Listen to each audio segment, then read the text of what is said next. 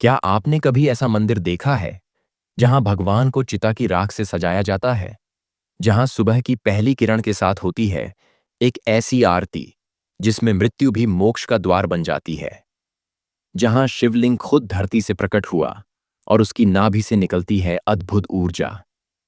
कहते हैं यहां महाकाल स्वयं मृत्यु पर शासन करते हैं और किसी की भी उम्र का लेखा जोखा उनके बिना संभव नहीं। लेकिन इस मंदिर से जुड़ा एक ऐसा रहस्य है जिसे जानकर आप कांप उठेंगे। एक भूकंप जिसने समय को पलट दिया। तो आखिर क्या है उज्जैन के महाकालेश्वर मंदिर की वो दास्तान जो आज तक दुनिया से छुपाई गई? पूरा सच जानने के लिए इस वीडियो को अंत तक जरूर देखिए। उज्जैन का महाकालेश्वर मंदिर मध्य प्रदेश की पवित्र धरती पर स्थित एक ऐसा आध्यात्मिक तीर्थ स्थल है जिसे न केवल हिंदू धर्म के 12 ज्योतिर्लिंगों में प्रमुख स्थान प्राप्त है, बल्कि यह समय और मृत्यु के अधिपति महाकाल की उपासना का भी सबसे प्रमुख केंद्र माना जाता है। यह मंदिर तंत्र साधना, अघोरी परंपरा और काल भैरव की रहस्यमयी शक्तियों से भी गहराई से जुड़ा है।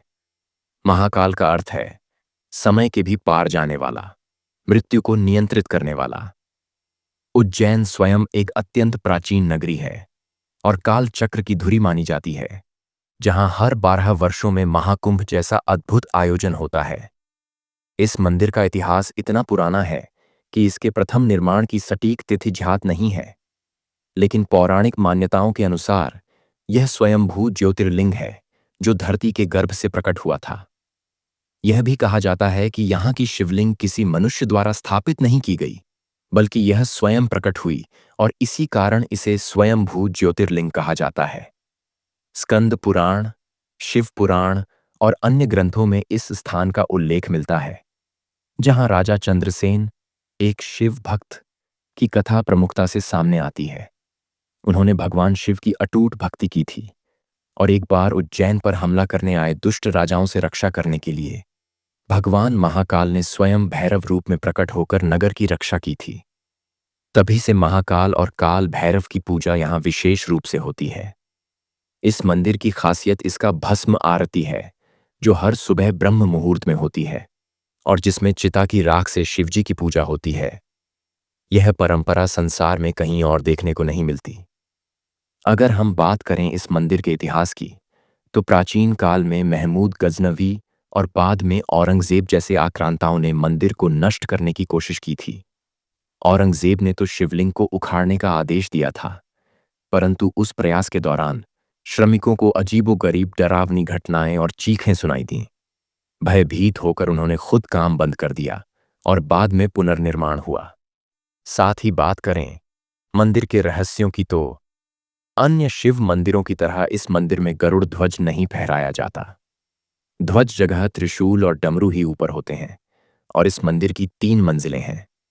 पहली पर महाकालेश्वर, दूसरी पर ओंकारेश्वर, तीसरी पर नागचंद्रेश्वर। विशेष बात यह है कि नागचंद्रेश्वर मंदिर वर्ष भर में केवल एक दिन, नाग पंचमी पर ही खुलता है। कई विद्वानों का मानना है कि महाकालेश्वर मंदिर के नीचे भूमिगत सुरंगें हैं, जो प्राचीन काल में तांत्रिक साधना, राजा चंद्रसेन की गुप्त बैठकों और रक्षा व्यवस्था के लिए प्रयोग की जाती थीं। हालांकि आज ये मार्ग बंद है, पर इनके अस्तित्व के प्रमाण मिले हैं।